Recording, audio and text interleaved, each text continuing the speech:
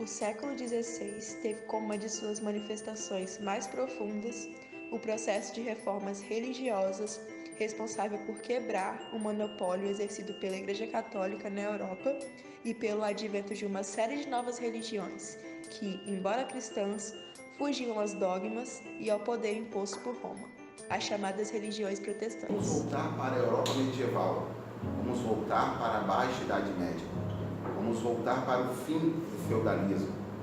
Nós temos que entender que durante a Idade Média, durante o período feudal, nós tínhamos apenas uma religião predominante, a religião católica. Nós temos que entender que a Igreja Católica detinha tanto poder que esse poder corrompeu a Igreja Católica. Vocês têm que entender que as práticas adotadas pela Igreja Católica de perseguição aos não católicos, aos ateus, vocês têm que entender as práticas adotadas pelo clero católico para arrecadar dinheiro. Vamos por parte então. Vamos começar pela perseguição dos não católicos, com o Tribunal do Santo Ofício ou Inquisição. Tribunais formados pela Igreja Católica para perseguir e exterminar pessoas acusadas de práticas de bruxaria, pessoas acusadas de difamarem a Igreja Católica. Aqui, com os tribunais de Santo Ofício ou Inquisição, milhões foram mortos nas mãos da Igreja Católica. Nós teremos um segundo motivo. Vocês têm que ver o que levou à corrupção dentro da Igreja Católica. Nós teremos nessa contextualização a venda das indulgências, que era o perdão dos seus pecados cometidos em vida. E a Igreja chegou ao absurdo de vender o perdão dos seus pecados, mesmo que você já estivesse morto. Nós temos que ver a prática da simonia, que era a venda de artigos considerados sagrados, coloque entre aspas sagrados, que a Igreja vendia o prego, que foi colocado na mão de Jesus Cristo, a coroa de espinhos.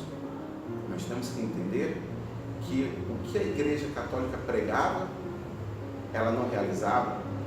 Os padres da Igreja Católica, você vinha do baixo clero até o alto clero, quebrando o celibato, praticando a usura, a corrupção dentro da igreja.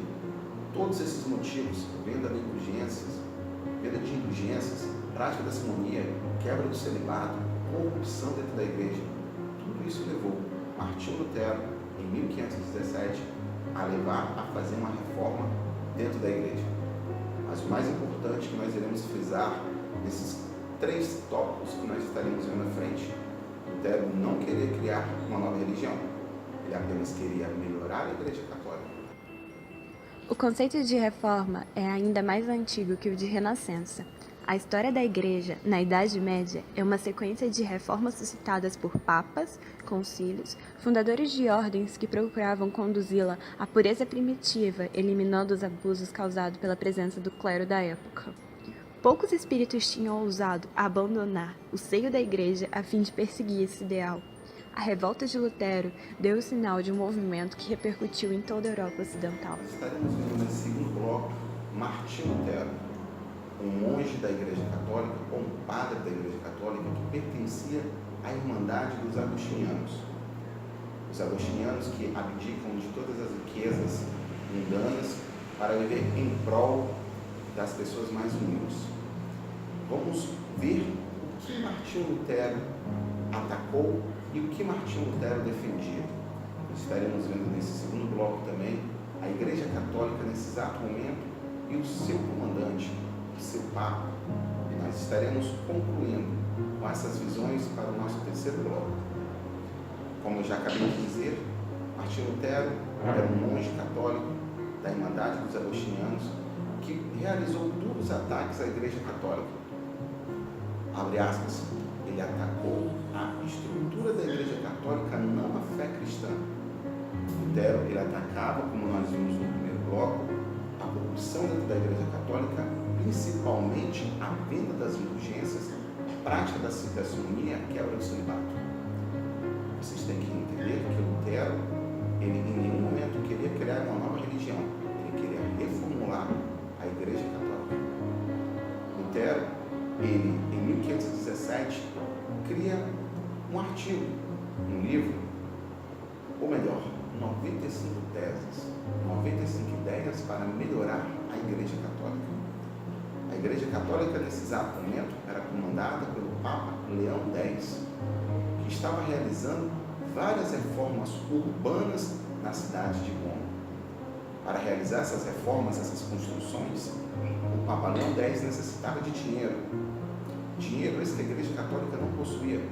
Para tanto, Leão X autorizou aos seus subordinados, ao mundo católico, que realizassem a venda das indulgências para arrecadar mais dinheiro para fazer as reformas necessárias na cidade de Roma. Lutero, então, cria 95 teses criticando várias incoerências praticadas pela Igreja Católica e tentando alertar o Papa Leão X. Porém, não há como você alertar quem já sabia das incoerências que a Igreja Católica estava praticando. Lutero defendia, nessas 95 teses, mudanças radicais, mudanças que iriam melhorar a Igreja Católica, que foram adotadas posteriormente. Lutero defendia a livre interpretação da Bíblia, pois, nesse período, no início do século XVI, somente os padres da Igreja Católica podiam interpretar a Bíblia. Lutero defendia a tradução da Bíblia para todas as línguas, para que as pessoas pudessem livremente interpretar a palavra de Deus. Lutero defendia a supremacia da autoridade civil. Como assim? Lutero defendia que o seu governante, o governante de um Estado, ele era supremo, que não cabia à Igreja também controlar. É aqui que nós temos que focar uma determinada atenção. Quando Lutero defende a supremacia da autoridade civil, ele consegue o apoio de diversos príncipes e monarcas que queriam acabar com a interferência da Igreja Católica na política. Lutero defendia que a salvação só vinha por meio da sua fé. A Igreja Católica dizia o quê? A salvação veio por meio da sua fé, pelas boas práticas, que seriam doações, que você realizaria em vida para a Igreja Católica, ou pós-vida, você poderia deixar grandes riquezas para a Igreja Católica. Lutero dizia que não eram suas boas ações, mas somente a sua fé que salvava a sua alma da perdição.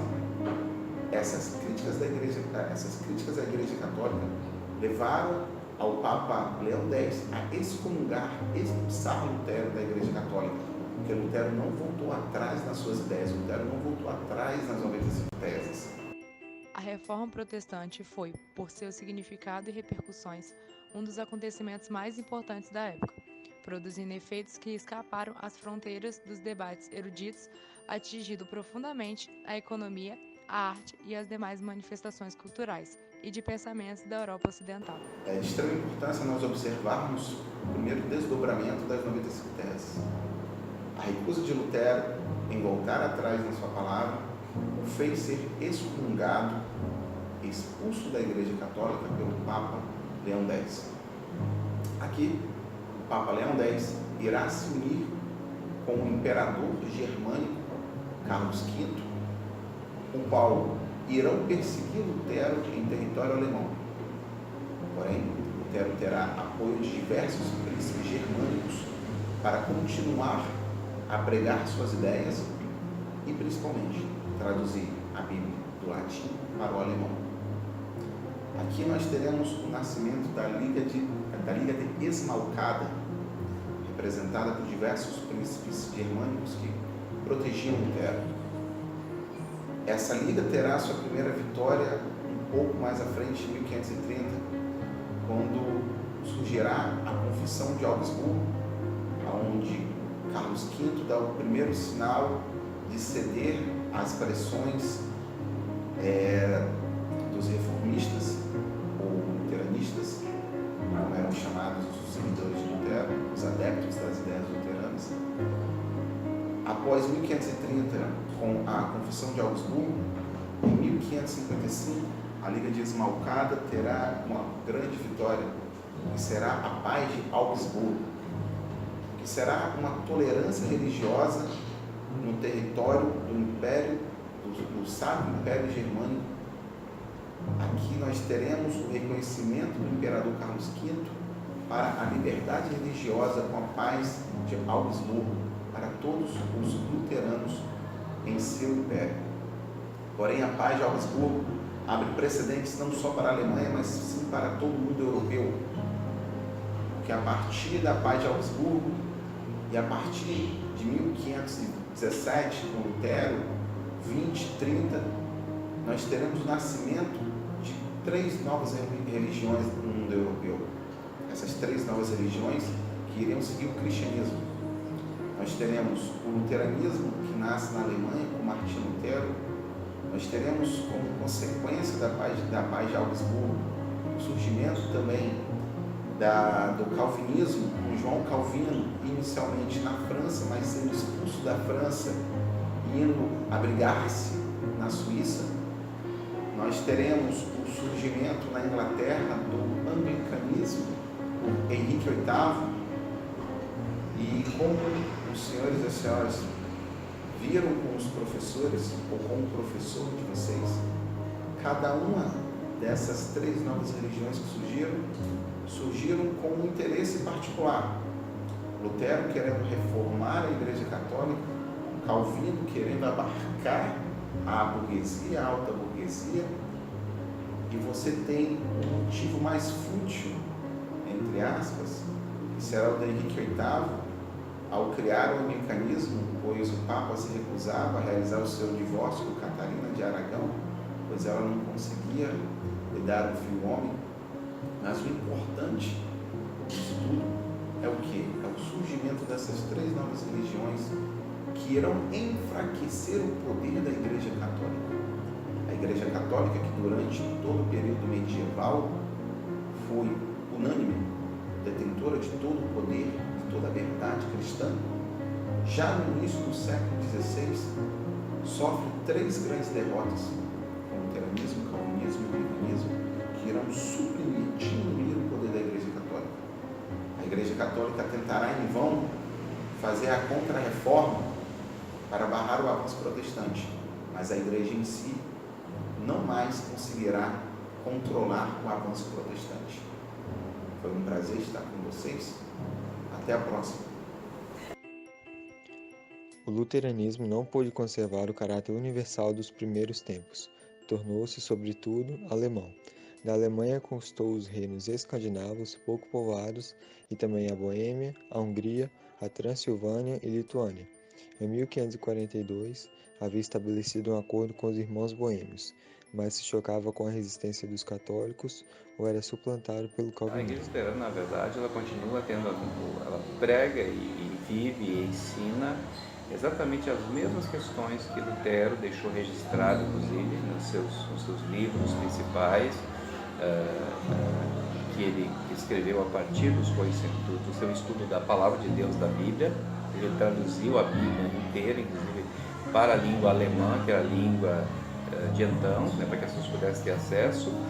Então, os ensinamentos de Lutero, que são registrados nas confissões luteranas, eles são exatamente o fundamento doutrinário de toda a igreja luterana de hoje ainda.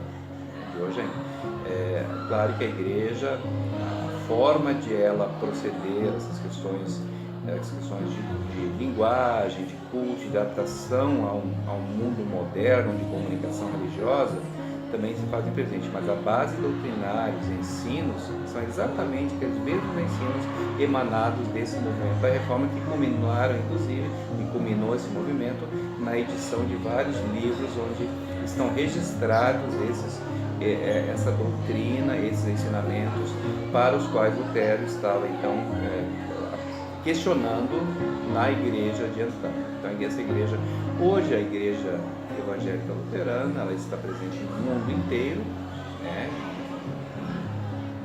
praticamente todos os países do mundo, em todos os continentes. No Brasil, a igreja luterana, ela tem duas instituições historicamente que formam 2 grupos, que é a Igreja Evangélica de Confissão Luterana e a Igreja Evangélica Luterana do Brasil. e essa segunda da qual nós fazemos parte.